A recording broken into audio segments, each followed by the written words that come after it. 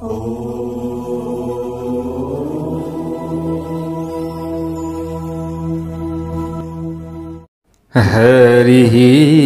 ओम स्वस्ति श्री गणेशाय नमः। ओम नमो भगवते वासुदेवाय। ओम ध्येयं सदा परिभवघ्नमभीष्टदोहम् तीर्थास्पदं शिवविरिञ्चिनुतं शरण्यं भृत्यार्तिहं प्रणतपालभवाब्धिपोतं वन्दे महापुरुषते चरणारविन्दम्। नारायणं नमस्कृत्य नरं चैव नरोत्तमं देवीं सरस्वतीं व्यासं ततो जयमुदीरयेत्। चतुर्मास भागवत कथा श्रीमद् भागवत महापुराण श्रवण गर्दैछौं। तपाईं हामी प्यारा भक्त भागवतहरू सर्वप्रथम सम्पूर्णमा जय श्री हरि जय श्री राधे भन्न चाहन्छु। आजको नयाँ भाग हामी 114 भागमा उपस्थित भइसकेका छौं। हो प्यारा भक्त भागवतहरू, हामीले श्रीमद् भागवत महापुराण श्रवण गर्दै आउँदाखेरि विशेष यहाँनिर जो नवयोगेश्वरहरू हुनुहुन्छ उहाँहरूले ज्ञान दिइराख्नु भएको छ।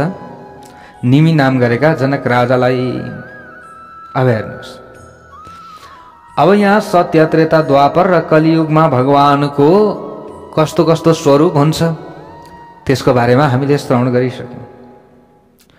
अब कलियुगमा प्राय गरेर भगवान श्रीरामको भगवान श्रीकृष्णको विशेष रूपमा आराधना हुन्छ भन्ने कुरा पनि हामीले बुझ्यौं। भगवान श्रीकृष्णको स्वरूप कस्तो छ र भगवान श्रीकृष्णको चरणारविन्द कस्तो छ यसको बारेमा हामीले जान्नु पर्यो। ध्येयं सदा परिभवघ्नमभीष्टदोहम्, भगवानको चरण ध्यान गर्न योग्य छ। कस्तो छ? ध्यान गर्न योग्य छ अनि संसारको सारा रोग मेटाउने खालको छ। भवघ्नम अभीष्ट दोहम, आफ्नो इष्ट कुरालाई आफ्नो इच्छालाई पूरा गराइदिने वाला भगवानको चरण छ। संसारको सारा रोग मेटाइदिन्छ। चरण संसारको ताप नष्ट गर्ने खालको छ भगवानको चरण। सारा मनोरथ पूर्ण गराउँछ। चार पुरुषार्थ प्राप्त हुने भगवानको चरण कमल छ। यस्तो छ भगवान श्री कृष्णको चरण कमल। त्यसैले यो चरण कमलको बारम्बार हामीले ध्यान गर्नुपर्दछ। अब भगवान श्री रामको चरणारविन्द कस्तो छ? त्यक्त्वा सुदुस्त्यज सुरे सीतराज्य लक्ष्मी धर्मिष्ठार्य वचसा यदगादरणीयम् माया मृगं दैतैप्सितमन्वधावत् वन्दे महापुरुषते चरणारविन्दम्। उहाँको चरणारविन्द कस्तो छ भगवान श्रीरामको? ठुला ठुला देवता पनि अयोध्याको राज्य लक्ष्मी पाउने इच्छा गर्दछन्। हो कि होइन होला? हो। इन्द्रको ऐश्वर्य पनि जसको सामुन्नेमा तुच्छ छ। यस्तो अद्भुत राज्य लक्ष्मी जुन त्याग्न कठिन थियो। हामी त एक गज भूमिमा पनि झगडा गर्दछौँ होइन? मलाई बुवाले यति दिनु भएन, अंश चाहियो, अंशको न्युमा पनि झगडै परेको छ। आज दाजुभाइ बिचमा काटमार भएको सुन्दा होइन अंशको नाममा। यो सुन्दाखेरि हाम्रो पनि आङ जिदिङ भएर आउँछ। भगवानले हात दिनुभएको छ, खुट्टा दिनुभएको छ, सोच्ने दिमाग दिनुभएको छ, बोल्ने बोली दिनुभएको छ। आफूले कर्म गरेर आफूले कमाउने हो, तर हामी अंशमा लडिरहेका छौँ। प्यारा भक्त भागवतहरू हेर्नुहोस्, हामी त एक गज भूमिमा झगडा गर्दछौँ। त्याग्न कठिन राज्य पनि श्री राम भगवानले एक क्षणमा उहाँले के गर्नुभयो? त्यागिदिनुभयो। पिताको वचनमा र धर्मको पालनामा उहाँ चुक्नु भएन। धर्मको पालना गर्नुभयो भगवान श्री रामले। साक्षात धर्मको मूर्तिमान हुनुहुन्छ भगवान श्री राम। साक्षात मूर्तिमान हुनुहुन्छ भगवान श्री राम। हेर्नुहोस् प्यारा भक्त भागवतहरु, अब धर्मको मूर्तिमान विग्रह भएका कारणले नै भगवान श्री राम पूजित पनि हुनुहुन्छ। हेर्नुहोस्, उहाँ त मर्यादा पुरुषोत्तम राम हुनुहुन्छ, आफ्नो मर्यादामा रहनुभयो। अयोध्याको साम्राज्य त्यागेर सीताको कामनार्थ माया मृगको पछि लाग्नु।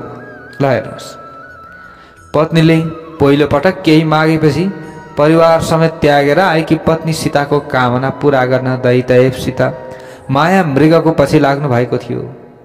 हेर्नुहोस्, माया मृगको पछि लाग्नु हुने भगवान हुनुहुन्छ। यस्ता श्री रामचन्द्रका चरण कमलमा हामी पनि प्रणाम गर्दछौँ, वन्दना गर्दछौँ। यस प्रकार कलियुगमा रामजी र श्यामजीको आराधना गरिन्छ। भक्तवत्सल भगवानको जय होस्। यत्र संकीर्तनेनैव सर्व स्वार्थो विलभ्यते। अन्य युगमा जबसम्म साधना योग तपस्या नगरेसम्म विश्राम मुक्ति मिल्दैन थियो। हेर्नुहोस्, अन्य युगमा त साधना गर्नै पर्यो, तपस्या गर्नै पर्यो। अरू बेगर कुनै पनि मुक्ति थिएन, त्यो बेगर साधना तपस्या योग बेगर। तर कलियुगमा भगवानको नाम संकीर्तन नै काफी छ, कल्याणदायक छ। तर भगवानको नाम संकीर्तन भनेको छ विभिन्न थरीको छ। हो त्यस्तो बाटो चाहिँ नहोला। फेरि भगवानको नाम संकीर्तन भनेकै यही हो नि, भगवानको गुणानुवाद आदि दिने विषय जब यसरी हामीले श्रवण गर्ने हो, यही हो संकीर्तन। हेर्नुहोस् प्यारा भक्त भागवतहरु, आनन्दका साथमा झुमेर भगवानको भजनको त अलग छँदैछ, त्यो भजन हो, यो कीर्तन हो प्यारा भक्त भागवतहरु, हैन? भजन हामीले गाउँछौँ, भजनको लय अलगै छ। तर हाम्रो कल्याण हुने भनेको के हो? नाम संकीर्तनले हो। फेरि कीर्तन, यो भगवानका गुणानुवाद आदि भनेको के हो? कीर्तन हो। हरे राम राम राम हरे हरे, हरे कृष्ण कृष्ण कृष्ण हरे हरे। यो के हो? नाम संकीर्तन। भगवानका गुणानुवाद आदि नै नाम संकीर्तन हो।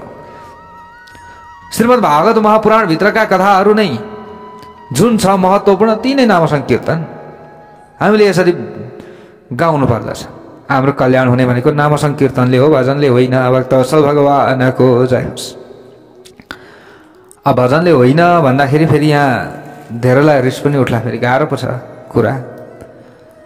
तर भजन त्यो जस्तो पाए त्यस्तैले होइन भन्ने खोज्या हो कि भगवानको नाम एउटा होला, बिचमा अरू चाहिँ के भनेको छ भनेको छ, होइन? एउटै पनि हुँदैन काहीँ त। ल हेर्नुहोस्, अनि नाम चाहिँ भजनको दिएको छ। ट्याग चाहिँ के भिराएको छ? भजनको भित्र भगवानको नाम चाहिँ एउटा पनि छैन। अनि त्यसबाट त हाम्रो कल्याण भएन, होइन? होइन, सुन्दाखेरि व्यक्ति ती सुन्दाखेरि पनि धार्मिक भए जस्तो लाग्छ, होइन? धार्मिक भने ल ठिकै छ, त्यसबाट एउटा फाइदा त छ कि के छ भने व्यक्ति आध्यात्मिक बन्दछ, होइन? अलिकति भए पनि भगवानका यसो गुणानुवाद आदि सुन्नतर्फ अब चाहिँ मन गर्छ कि भन्ने एउटा आस्था हुन्छ नि त। त्यो सुन्दैछ भने पनि नि, कोही बिग्रिया व्यक्तिले त्यो सुन्यो भने पनि यसो आश नै लाग्छ कि। हेर्नुहोस्, त्यति मात्रै हो। नत्र हाम्रो चाहिँ विशेष भगवानको नाम चाहियो कि भजनमा पनि भगवानको नाम चाहियो, अनि मात्रै हुन्छ। अब संकीर्तनमा त भगवानको नाम बेगरको संकीर्तन नै हुँदैन। यी भगवानको गुणानुवाद आदिको कथा हुन्छ त। जस्तै श्रीमद् भागवत सुने पनि, अथवा श्रीमद्देवी भागवत महापुराण सुने पनि, अथवा शिव महापुराण सुने पनि, जे सुने पनि भगवानको नाम त छ त्यहाँ।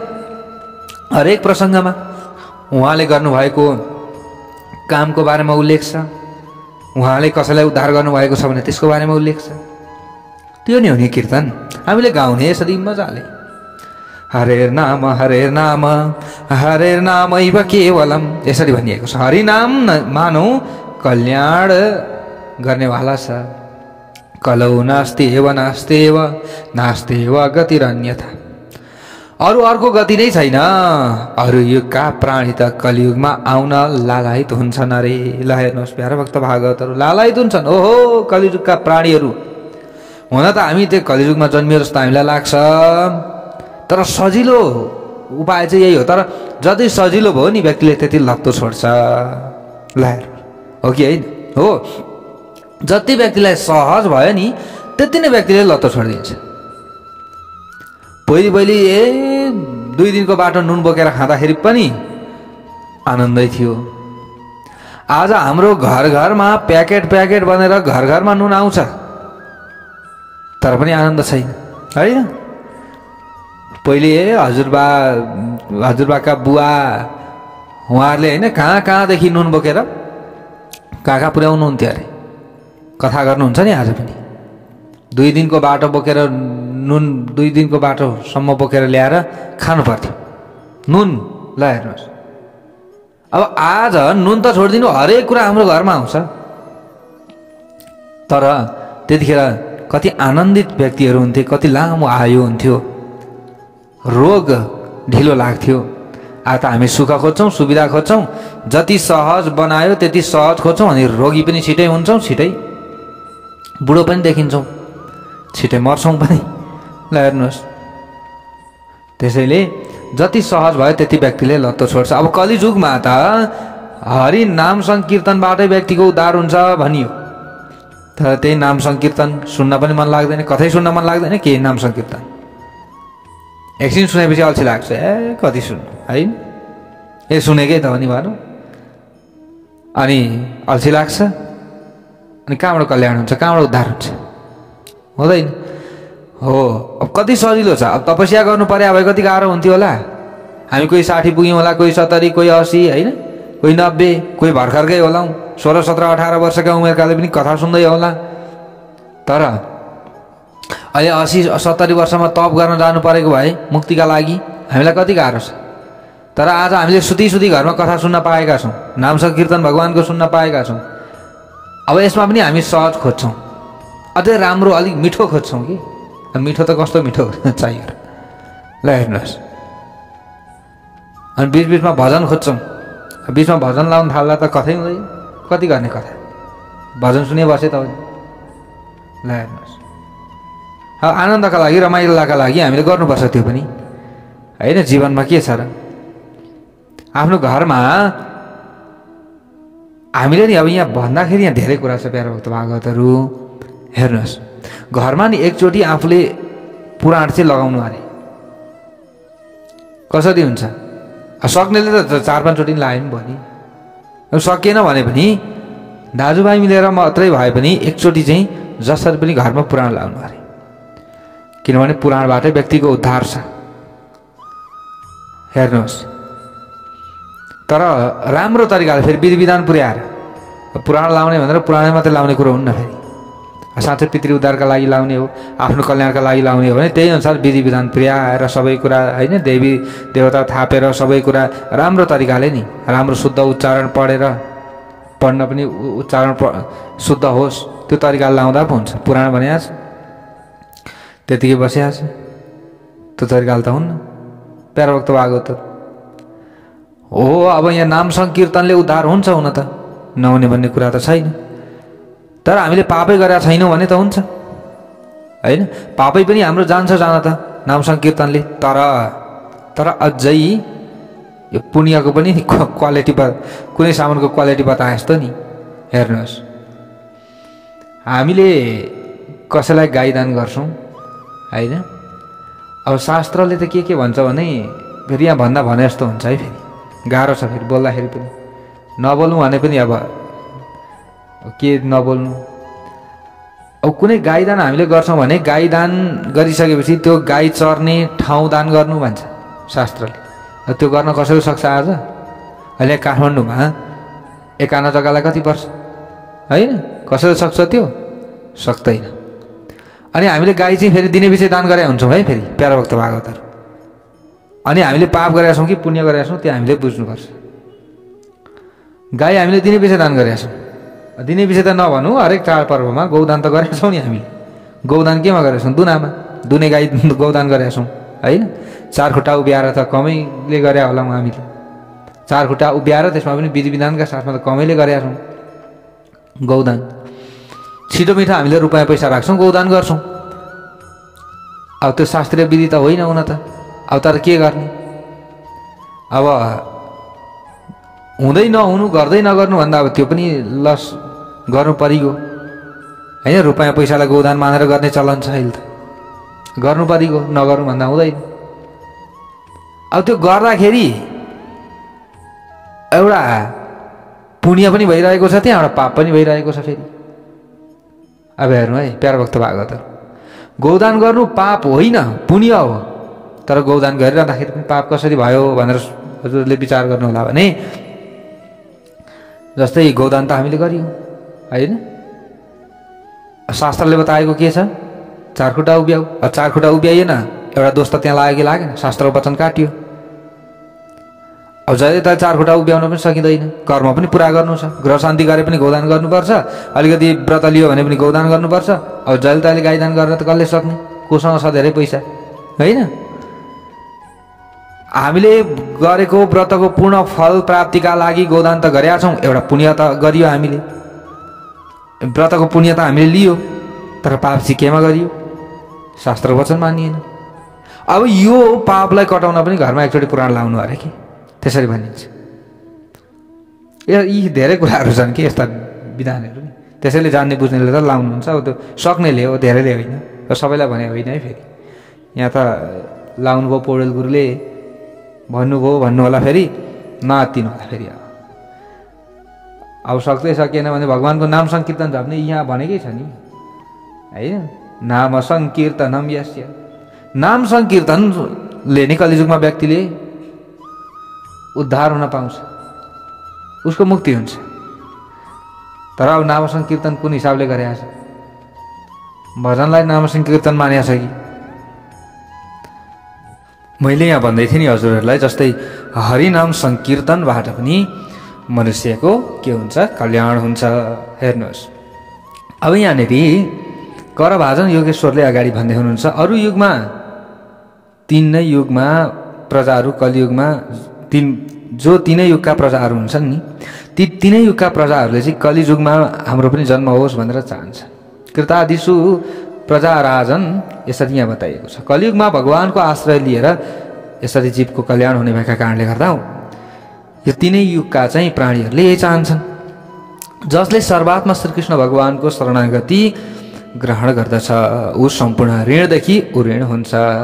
देवर शिरभूतात्मा नृणाम पितृणाम यसरी भनिन्छ। देव ऋषि अनि जस्तै सबै पितृ ऋणहरू यो ऋणबाट उऋण भइन्छ। यसरी नारदजीले नवयोगेश्वरको माध्यमद्वारा वसुदेवजीलाई दिव्य ज्ञान प्रदान गर्नुभएको छ। प्यारा भक्त भागवतहरु र अन्तमा यहाँनिर बोल्नुभयो, वसुदेवजी तपाईको कीर्तिले आज सारा जगत गुन्जिँदैछ। युवयो खलु दम्पत्यो यशसा पूरितम जगत। तपाई कति भाग्यमानी हुनुहुन्छ, ओहो जो साक्षात श्रीहरि तपाईको पुत्र भनेर प्रकट हुनु भएको छ। पुत्रता मगमत यतवाम भगवान ईश्वरो हरि। तपाई अत्यन्त भाग्यशाली पनि हुनुहुन्छ। तर मापत्य बुद्धिमा यसरी कृथा यहाँ बताइएको छ कि सम्पूर्ण जगतको हृदयमा रहने, मायादेखि पर रहने अविनाशी श्रीकृष्णलाई तपाई आफ्नो छोरा मात्र किन सम्झनुहुन्छ? छोरा मात्र सम्झनुहुन्छ, तर तपाईले उहाँले माया रूपी शरीरमा आफ्नो ऐश्वर्यादिलाई लुकाइराख्नु भएको छ। श्रीकृष्ण नै सर्वान्तर्यामी नारायण हुनुहुन्छ। यसैले श्रीकृष्णलाई पुत्र मात्र होइन सर्वात्मा स्वरूप पनि सम्झेर प्रीति गर्नुहोस् त तपाईको के हुन्छ, कल्याण हुन्छ, तपाईको उद्धार हुन्छ। यसरी नारदजीले वसुदेवजीलाई सम्झाउनु भयो। प्यारा भक्त भागवतहरु, त्यहाँबाट नारायण जो भगवान श्रीहरिको नाम जप्दै जप्दै नि नारदजीले अगाडि बढ्नुभयो। अब भगवान श्रीकृष्ण भएको ठाउँमा त्यस पछाडि ब्रह्मादि देवताहरू, शंकर आदि समस्त देवता आएर स्तुति गर्न लाग्नु भयो। त्यस पछाडि प्यारा भक्त भागवतहरु, यहाँनिर नारदजीले वसुदेवजीलाई छलङ्ग ज्ञान दिनुभएको छ र वसुदेवजीले पनि सम्झिनु हो। अब त्यस पछाडि यहाँ शंकर आदि समस्त देवताहरू आएर स्तुति गर्दै भन्न लागे, प्रभु तपाईको लीलाको जुन उद्देश्य थियो नि त्यो पूर्ण भइसकेको छ। अब तपाईको लीला पूर्ण भइसक्यो। यदुवं सेवतीर्णस्य भवतः पुरुषोत्तम। हे पुरुषोत्तम, हे पुरुषहरूमा उत्तम, यदुवंशमा तपाईँ आउनु भएको 125 वर्ष बितिसकेको छ। अब आफ्नो स्वधाम प्रस्थान गर्नुहोस्। यति भनेर आफ्नो लोकमा सबै देवताहरू गए, भगवानको स्तुति गरे आएर सबैले। अब यता यदुवंशीलाई कसरी चाहिँ आफूले सम्हाल्ने होला, यदुवंशीलाई कसरी सम्झाउने त, अब कसरी सम्हाल्ने? यदुवंशीलाई ब्राह्मण सन्तको श्राप लागिसकेको छ। यो कुरा प्रभुले जानिसक्नु भएको छ। विभिन्न अपशगुन पनि हुन थाले त्यो समयमा। प्यारा भक्त भागवतहरू, अब यहाँ श्रीकृष्ण उद्धव संवाद रहेको छ, हामीले सुन्नेछौँ। एक दिन प्रभुले उद्धवसँग भन्नुभयो, उद्धव अब मैले निर्णय लिएको छु कि हामी प्रवास क्षेत्रमा गएर केही भजन सन्ध्या दान पुण्य आदि गरौँ। यो विचार आएको छ मलाई, के गर्ने हो? किनकि ब्राह्मण श्रापको कारण यी विभिन्न अनिष्टहरू अपशगनहरू भइरहेको छ, मलाई यस्तो लागिरहेको छ। यदुवंशीको नाशका लागि ब्राह्मणको श्राप परेको छ, यसबाट बस्नु छ। यो कुरा भगवानले सबै द्वारिकावासीसँग भन्नुभयो। प्यारा भक्त भागवतहरू, अब उद्धवजीले भगवान स्वधाम जाने अभिप्राय बुझ्नुभयो यति भन्ने बित्तिकै, किनभने उद्धव त एकदम ज्ञानी हुनुहुन्थ्यो र एकान्तमा आएर प्रभुको चरण कमलमा प्रणाम गर्न लाग्नुभयो र उहाँले भन्नुभयो, हे देवदेवेश, हे योगेश्वर, मैले तपाईँको अभिप्राय जानिसकेँ, मैले जानिसकेँ हजुरको अभिप्राय। अब जान्न नै के बाँकी छ र? तपाईँ विप्र श्रापको शमन गर्न सक्नुहुन्न, ब्राह्मणको श्रापलाई तपाईँले टार्न सक्नुहुन्न, तर यो काम तपाईँकै इच्छाले हुँदैछ। फेरि आफैले श्राप पार्दै हुनुहुन्छ, आफैले फेरि यो लीला रच्दै हुनुहुन्छ। के हो? तपाईँ मलाई छोडेर स्वधाम जानुभयो भने ठिक हुने छैन। म आधा क्षण पनि तपाईँको श्री चरणबाट पृथक हुन सक्दिनँ प्रभु। उद्धवजीले यसरी भन्दै हुनुहुन्छ भगवान श्रीकृष्णका अगाडि, नाहम तवाङ्घ्रि कमलम क्षणार्धमपि केशव त्यक्तुं समुत्सहेनाथ स्वधाम नयमामपि। यदि स्वधाम जानै छ भने मलाई पनि लिएर हजुर जानुहोला, म तपाईँ बिना रहन सक्दिनँ। तपाईँ बिना म रहन सक्दिनँ, लानु छ त मलाई हजुरले लिएर जानुहोस्। त्यही हो। भगवानले भन्नुभयो, मित्र, मेरो कुल त विप्र श्रापले नष्ट प्राय भइसकेको छ। म यो चाहन्छु कि म गएपछि तिमी यहाँ नबस्नु, किनकि कलियुगका मानिस अब उत्पन्न हुन लाग्नेछन्। अब कलियुगका मानिसहरू एकदम यहाँनिर अब कलियुगका मानिस त हुन्, सही विचारका हुने छैन। यस्तो स्थितिमा यो धरती तिमीलाई योग्य रहँदैन। सम्पूर्ण आफ्ना आफन्तजन जति पनि रहेका छन्, आफन्तजनका स्नेह बन्धनलाई छोडिदेऊ र पूर्ण रूपले ममा चित्त लगाऊ र समदृष्टि राखेर पृथ्वीमा प्रणाम गर।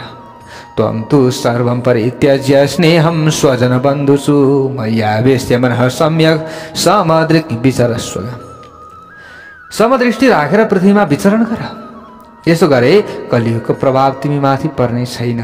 उद्धवजीले सोध्नुभयो, प्रभु सन्यासको लक्षण के हो त? अब त्यसो भए सन्यास धारण त गर्नु पर्यो, त्यतिकै त हिँड्न भएन। के हो यसको लक्षण? म विरक्ति भएर कसरी रहन सक्दछु भन्नुहोस्, भगवान भन्नुहुन्छ अगाडि। उद्धव सुना, यो विषयमा एक सुन्दर उपाख्यान म सुनाउँछु। एउटा सुन्दर उपाख्यान रहेको छ, सुन्न चाहन्छौ त सुन। एक समयमा हाम्रा पूर्वज यदु महाराज वनमा विचरण गर्दै हुनुहुन्थ्यो। अचानक उहाँले देख्नुभयो कि एक हृष्टपुष्ट महात्मा दत्तात्रेयजीलाई उहाँले देख्नु, बाटोमा देख्नुभयो। तब यदु महाराजले महात्मालाई प्रणाम गरेर भन्नुभयो, महात्मन, ए महात्माजी, तपाईँ बालक जस्तै निर्विकार भएर यो वनमा सुत्नु भएको छ त? के हो, कसरी सुत्न सक्नुहुन्छ?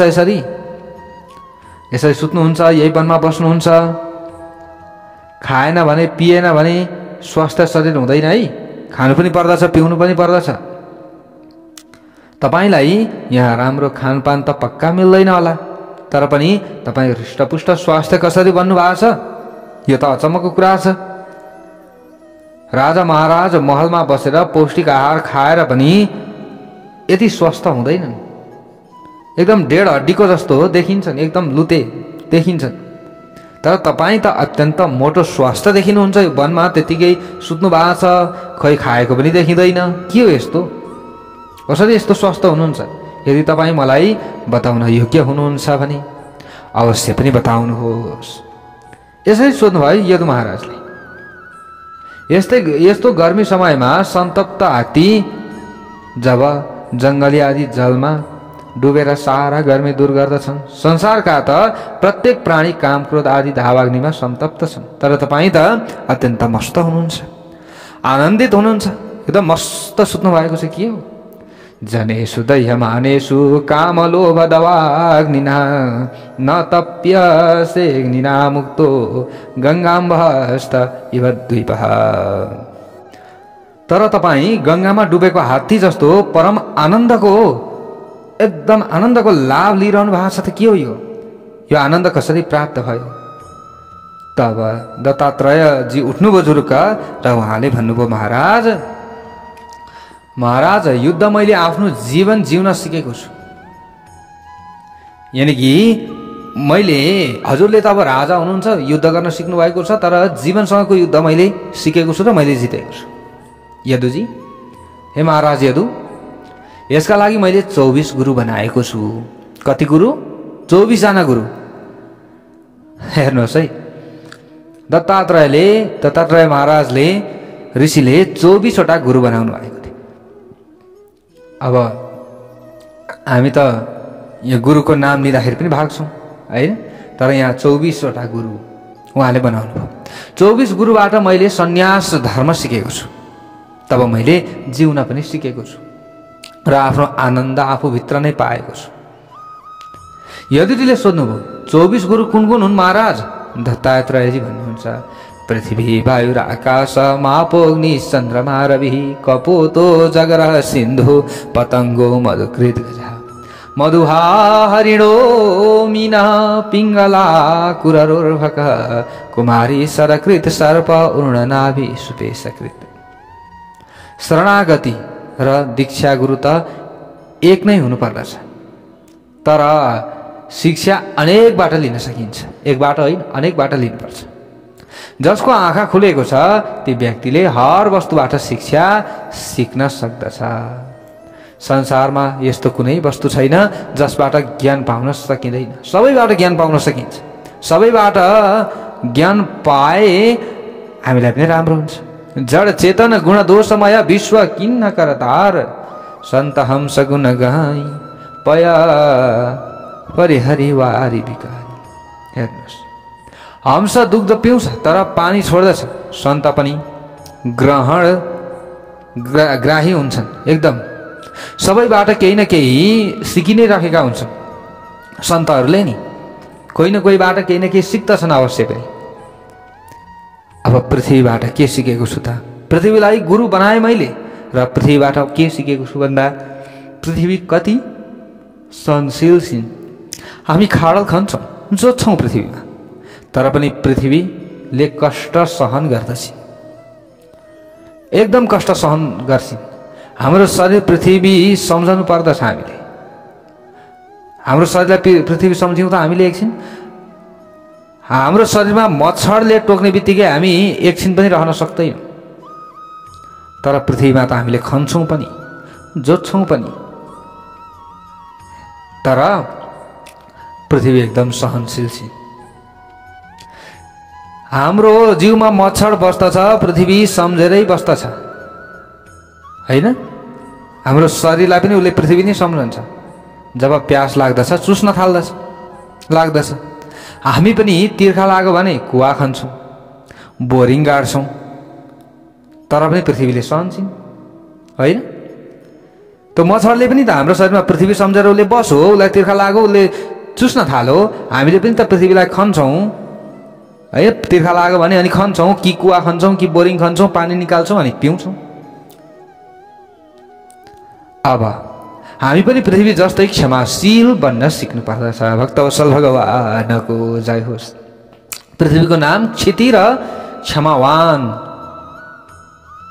के हो पृथ्वीको नाम? क्षिति र क्षमामान। हामी त्यस्तै भन्नुपर्दछ। कोही वृक्षरूपी फलमा पत्थर हान्छ भने वृक्ष बदलामा फल दिन्छ, पत्थर दिन्छ दिँदैन। कसैले वृक्षमा फल लागिरहेको छ टुइया झटारो हानु भने वृक्षले फेरि झटारै फिर्ता दिन्छ त? अर्को झटारो हान्छ त? उसले हान्दैन। फल उसमा फलेको फल उसले टप्लक्क भुइँमा झारिदिन्छ। ल हेर्नुहोस्, फल दिन्छ, शीतलता दिन्छ वृक्षले, होइन हो? हामी पनि त्यस्तै भन्नुपर्दछ। अब अर्को गुरु बनाएको छु वायु। ल हेर्नुहोस्, वायुद्वारा मैले सिकेँ कि वायु दुर्गन्ध होस् या सुगन्ध, वायु समरूपले विचरण गर्दछ।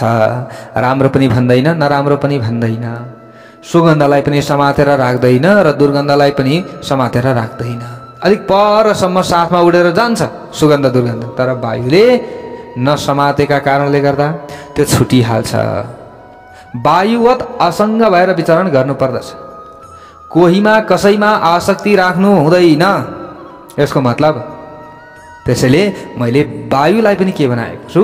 गुरु बनाएको छु। हरेक चिज, हरेक वस्तुबाट हामीले ज्ञान लिनुपर्दछ, सिक्ने प्रयत्न गर्नुपर्दछ, यसो भनिएको। अब आकाश, अर्को गुरु बनाएको छु आकाशलाई। राजन, आकाशलाई गुरु बनाएर घट आदिमा रहेको आकाश भिन्न भिन्नै जस्तो देखिए तापनि त्यो आकाश वास्तवमा के छ? व्याप्त छ। आकाश सर्वव्यापी छ। त्यस्तै आत्मा स्थावर जङ्गम आदि सबैमा भए पनि त्यो के छ? निर्लिप्त छ। निर्लिप्त छ एकदम। आत्मा सर्वव्यापी छ। आत्मा र शरीर अलग्गै छ। जस्तै बादलले ढाकेको आकाश बादलदेखि अलग छ, त्यस्तै आत्मा अलग छ र शरीरबाट असङ्ग रहनु पर्दछ। यो ज्ञान हामीले लिनु पर्यो नि, यो शिक्षा हामीले लिनु पर्दछ। यस्तो हुनु पर्दछ। अब अर्को गुरु बनाएको छु केलाई? जललाई। अब जलबाट के सिक्ने त? के सिक्नु पर्दछ जलबाट? जललाई गुरु बनाएर मैले सिकेँ कि जल सरस हुन्छ, रसले भरिपूर्ण हुन्छ, तर स्वच्छ हुन्छ फेरि। त्यसै प्रकार सन्त सरस एवं स्वच्छ अनि पवित्र बन्नु पर्दछ, पवित्र हुनु पर्दछ। यसो हो हुनुपर्ने। मैले अर्को गुरु बनाएको छु केलाई? अग्निलाई। अग्नि इन्धनको भेदले कतै ज्यादा, कतै टेढो, कतै सानो, कतै सिधा देखिन्छ। त्यसै गरी शरीरगत भेदले आत्मामा नानात्व दृष्टिगोचर हुन्छ। वस्तुतः आत्मा सानो ठुलो एक समान हुन्छ। सानो ठुलो हुँदैन, एक समान हुन्छ। यसको मतलब सानो ठुलो कहीँ पनि हुँदैन। आत्मा, त्यसको आत्मा ठुलो छ, यसको आत्मा सानो छ। यसको आत्मा चाहिँ यता बटारिएको छ, त्यसको आत्मा उता बटारिएको छ, यस्तो हुँदैन।